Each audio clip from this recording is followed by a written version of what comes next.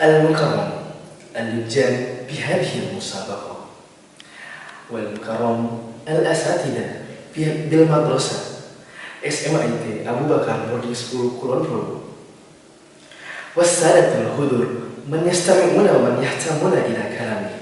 بسم الله الرحمن الرحيم. السلام عليكم ورحمة الله وبركاته.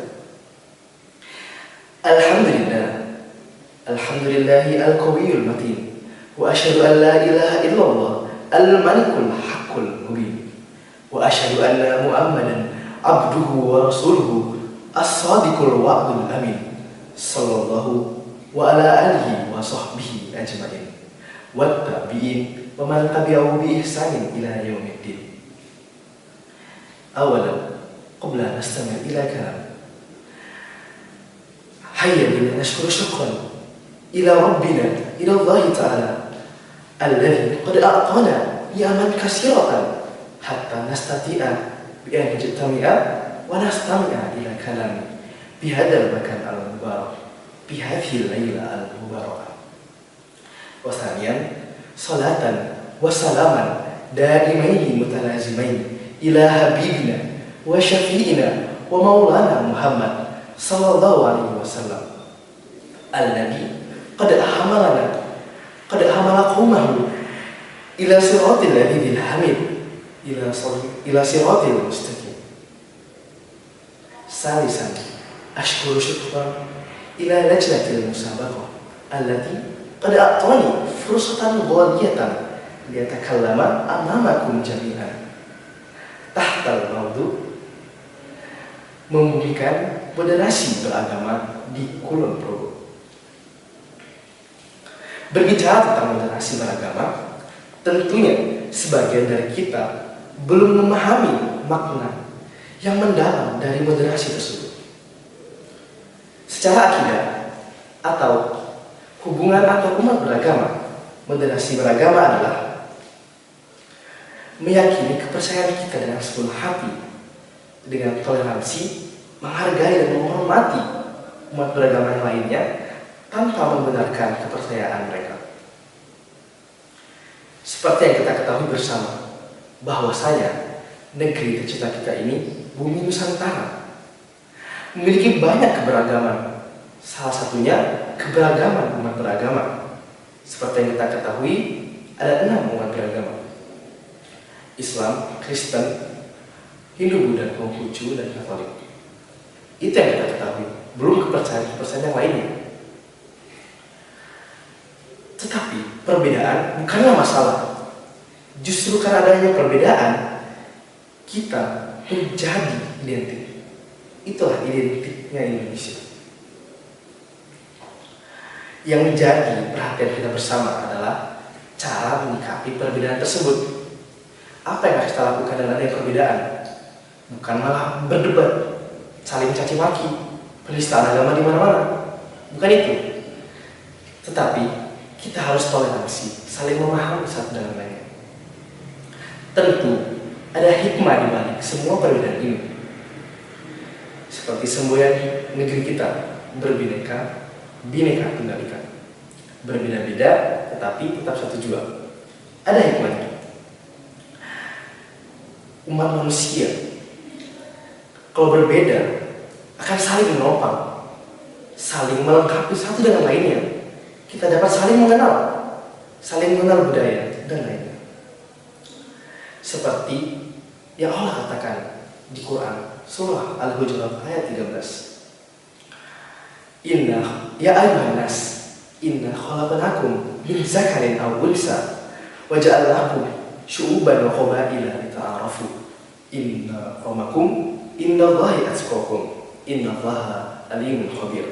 Yang artinya, wahai umat manusia, sesungguhnya kami menciptakan kalian dari lelaki dan perempuan dan menjadikan kalian berbangsa-bangsa dan bersuku-suku untuk saling mengenal. Sesungguhnya orang yang paling mulia di sisi Allah adalah orang yang paling bertakwa.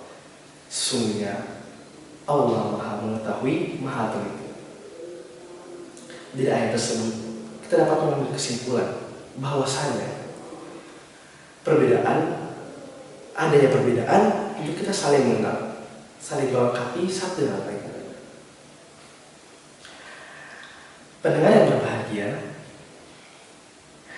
kita sebagai warga Kulon Progo yang telah merayakan hari jadi atau ulang tahun kota tercinta kita ini yang ke-72, pastinya tidak asing dengan kalimat Manunggal Karso Ngau Trido Anggayu Mulyo. Ya, tema inilah yang diambil untuk merayakan hari jadi Kulon Progo. Yang maknanya bersatu dalam tekad dan melaksanakan tugas dengan sungguh-sungguh dan hati yang bersih untuk mencapai tujuan yang mulia. Dari tema ini ataupun sebelum ini, kita dapat mengambil makna, mengambil pelajaran. Kita harus bersatu padu sebagai warga negara Kulon Progo, warga negara Indonesia, bersatu padu untuk mencapai suatu kemuliaan atau tujuan yang mulia. Bersatu di sini bermaksud saling toleransi dengan adanya batasan-batasan tertentu yang tak menyimpang dari syariat agama, bukan malah bermaksud menjadikan orang yang berbeda agama ataupun keyakinan sebagai orang terdekat atau orang yang dimana kita bergantung kepadanya ataupun bertumpu padanya. Karena jelas larangannya. Allah telah menjelaskan di surah Al-Maidah ayat 51. Ya ayyuhalladzina amanu la tattakhudhu al-yahuda wan nasara awliya.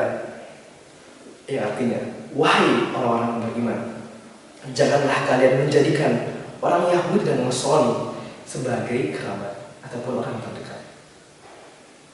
Jelas larangannya.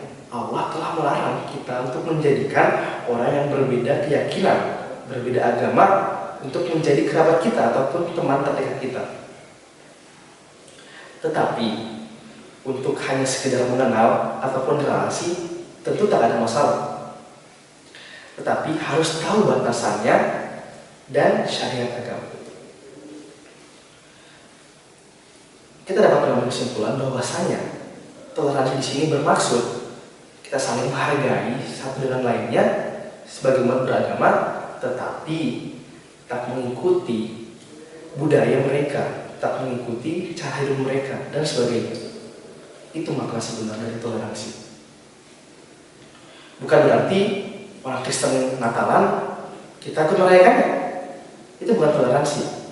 Tetapi kalau umat Kristen Natalan, kita harus menjaga ataupun mensupport mereka dengan cara yang lebih baik menurut syariat agama. Karena kalau kita mengikuti budaya mereka, sama saja kita termasuk golongan mereka. Seperti lanjutan dari ayat sebelumnya, man yatawallahum minkum fa innahu minhum. Barang siapa yang mengikuti jalan hidup mereka, sesungguhnya kalian sebagian dari golongan mereka. Mungkin sekian yang dapat saya sampaikan, kurang lebih yang mohon dimaafkan. Yang baik dijadikan sebagai pelajaran dan yang buruk dijadikan sebagai evaluasi. Saya akhiri, unzur maqala wa la tanzur man qala. Assalamualaikum warahmatullahi wabarakatuh.